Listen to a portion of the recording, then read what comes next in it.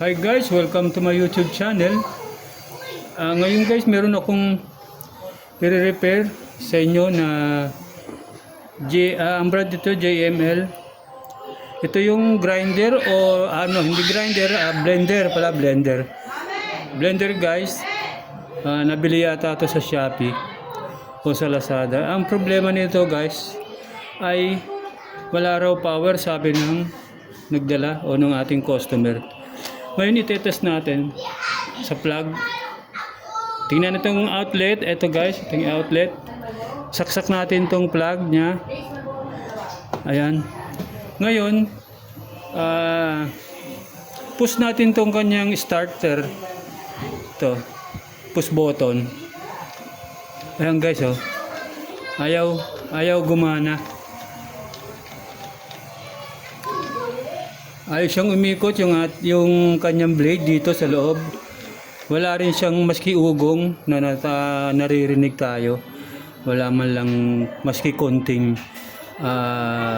ugong ano. So, ang gagawin natin dito guys, bubuksan natin itong para makita natin yung loob. Kung ano yung makikita natin na diferensya or mga pyesa na pwedeng palitan. Papalitan natin. Ayan guys. Gagawin ko to, tanggalin ko lang muna yung mga tornilyo dito para mabuksan natin to, makita natin yung loob ditong blender na to. So yan, plug na lang natin muna para iwas kuryente, no? Ayan. Yung guys, naka-unplug na siya. Ang gagawin natin, bubuksan na natin. Hanapin natin dito yung mga tornilyo. Ayan guys, andito yung mga tornilyo. Saka dito. I think 2 tornilyo lang naman yata nandito.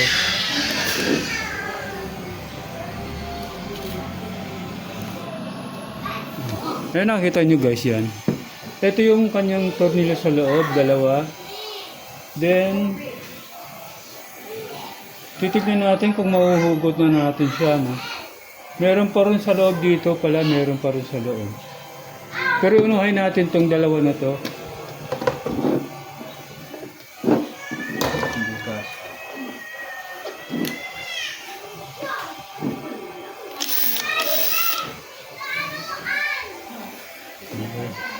Paano guys, ayaw magkasya tong ating, malaki to. Ayaw magkasya yung ating Phillips screw. Hahanap tayo ng maliit na pambukas. Ayan, ito.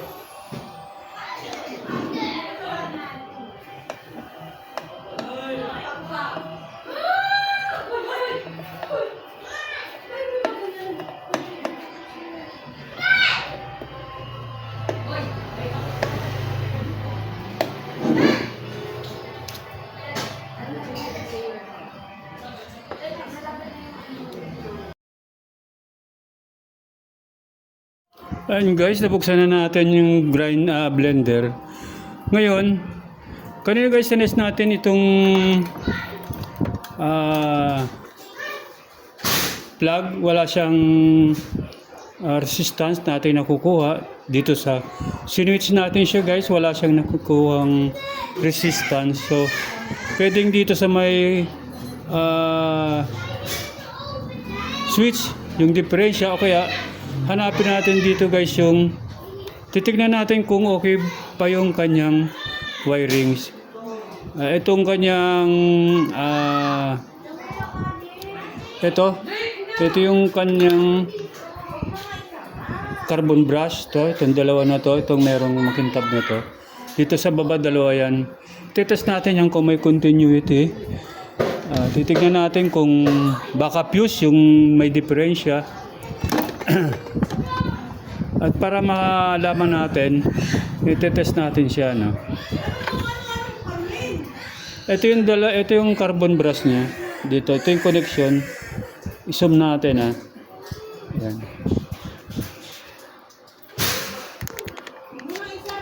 Tapos, pakita natin tong tester.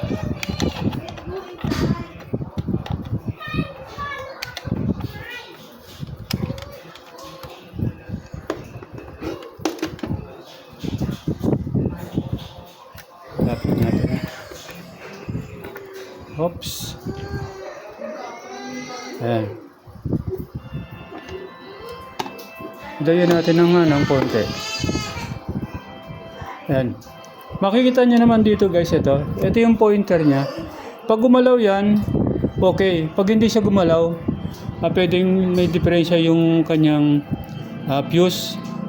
Busted na yung fuse niya. Ngayon, test natin siya. Itong kanyang carbon brass, dalawa. Ayan. Ayun guys, okay naman. Kasi pagputok yung kanyang fuse, pwedeng wala siyang resistance. Wala tayong makukuha ng resistance. Ngayon, ito ilalagay natin dito sa... Saan ba yun? Ito yung kanyang isang linya ng ating wirings. Itetas natin kung okay pa. Andito guys, kakabit yung kanyang tawag na fuse dito sa kulay black na to. Test natin. Ayan. Makita nyo guys, gumalaw yung ating pointer dito sa kabila. Ayan, okay din. So, okay yung kanyang carbon brass, okay yung kanyang fuse, okay yung kanyang wirings. Ang titignan naman natin dito ay yung kanyang switch. Ito. Baka may diferensya yung switch niya. Meron akong nakita rito guys na yung parang pinaka niya. Ito kasing push button na to. Meron siyang ipinupush doon sa loob nito. Ito meron yung parang naka-usiling naka-usiling plastic na pag ipinus mo to, magko-contact siya doon sa loob. Itong na to. Magko-contact. Pag pinus mo siya, mapupush niya yung maliit na doon sa loob. Magko-contact na yung kanyang switch doon sa ating line 1 na na wirings. Kasi ito yung pinaka-switch niya, itong line 1. Ito kakabit yan dito sa ating switch, saka itong linya ng isang itong ating windings o yung motor, nakakonect yan doon sa switch. Ngayon, pag pinus mo siya at nag-contact doon sa loob, aandar na yung ating motor. Itong motor na to, aandar na. Kaya ang gagawin natin guys ay tatanggalin natin to, kasi nakita ko guys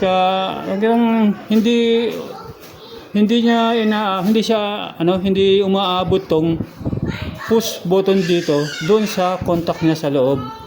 Yan yung sa loob. Yung hindi lang makikita guys kasi masyadong maliit. Ayan dyan. Pag binaba, pag pinus mo tong ganun, mapupus niya yung maliit ditong parang naka-usli. Yun naman yung magko-contact dito sa loob. Dyan. Para magdikitan yung ating line 1 saka yung itong sa wirings, yung contact sa wirings. Ayan.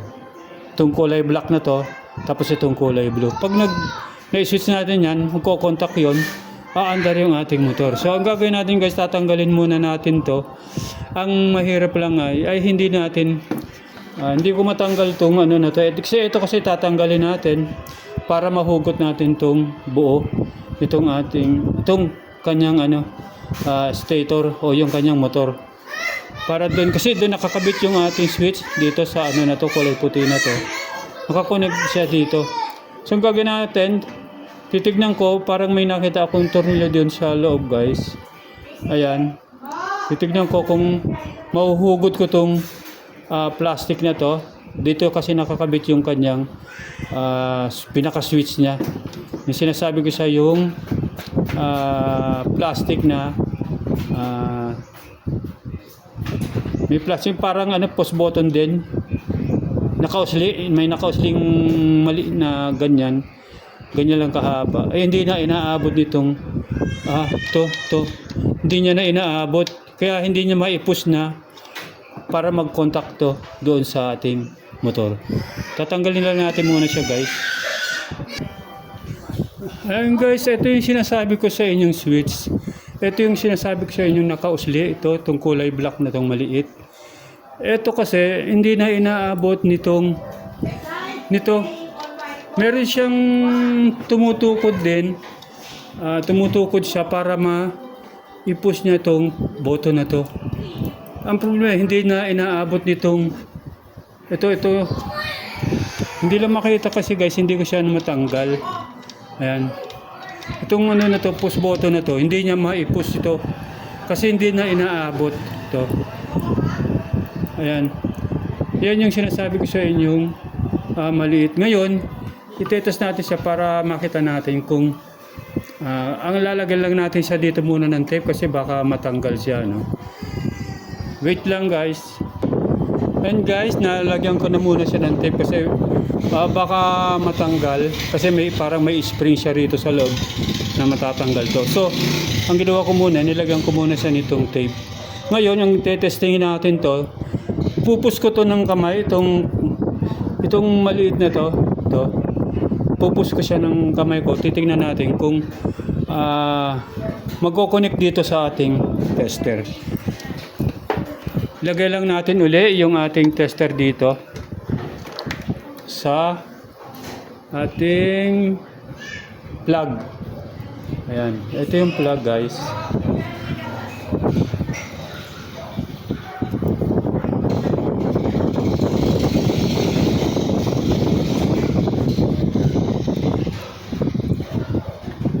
Ito na siya guys, oh, ayan, nakita nyo, wala, naka-off. Ngayon, ipupus ko to. Tignan natin kung gagalaw yan. Yun, wala.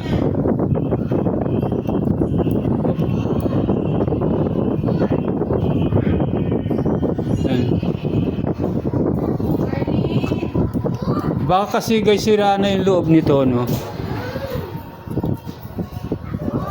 Ayan. Okay naman. Bakit wala? Kanina guys, nung tirinay ko yan dito sa loob, hindi ko pa natatanggal to. Okay, meron. Ngayon wala na siya. Ayun! Ayan, nakita nyo guys, gumalaw. Oh. So, ang diferensya lang guys, itong switch na to, kung hindi na inaabot itong push button dito, hindi na inaabot na i-push para ma-push niya itong maliit na to pa baba. So, ayan. Ngayon itetest natin siya dito sa ating outlet kung aandar yung ating ito. Kung aandar siya. Itetest natin. Iwas lang tayo sa kuryente. Ayan. Push ko na guys. Yun. Nakita nyo guys, umandar. Oh.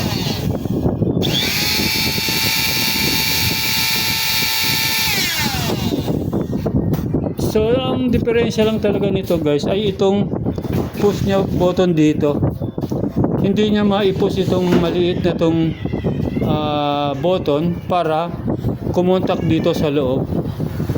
Hindi ko alam guys kung may nabibili nito sa Shopee para maano natin kung mapalitan natin siya.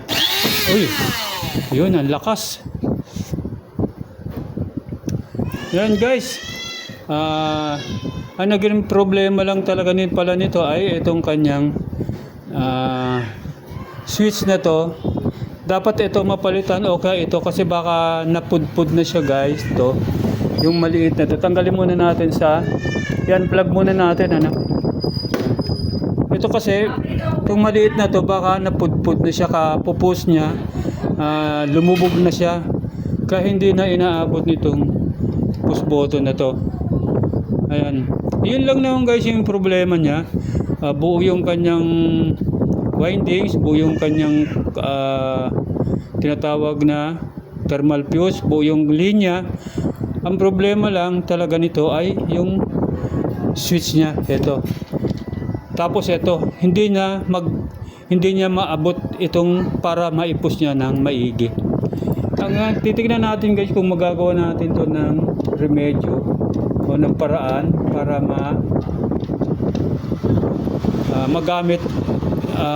magamit nung customer natin itong kanyang blender. So guys, yun lang muna ang ating tutorial. Sana nasundan nyo guys yung aking mga ginawang pag-repair dito sa blender na to, na ang problema ay ang kanyang switch o kaya itong kanyang push button switch. Yan. So guys, dun po sa hindi pa po nakakapag-subscribe po sa aking YouTube channel, wag po kayong mahiyang mag-subscribe. Malaking tulong po yan para sa akin na napakaliit pa po ng aking channel.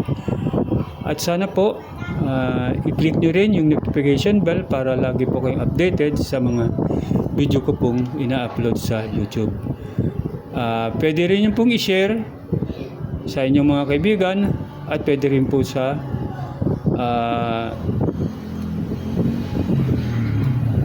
i-likes nyo na rin. Like na rin po ng inyong mga kaibigan yung aking video. At kung may ads po, pwede po yung hindi na muna, wag nyo na pong skip yung ads. Hantayin nyo pong matapos at panoorin nyo po ng buo yung aking video para nang sa gayon ay masundan nyo po yung aking ginawang tutorial. Sa ngayon po, magpapaalam na po muna ako at sa lahat po ng subscriber ko, shout out po sa inyong lahat. Sana nasa mabuti po kayong kalagayan. At doon po sa mga magsusubscribe po sa aking YouTube channel, thank you very much po. Maraming salamat po. Hanggang dito na po muna. Paalam po muna.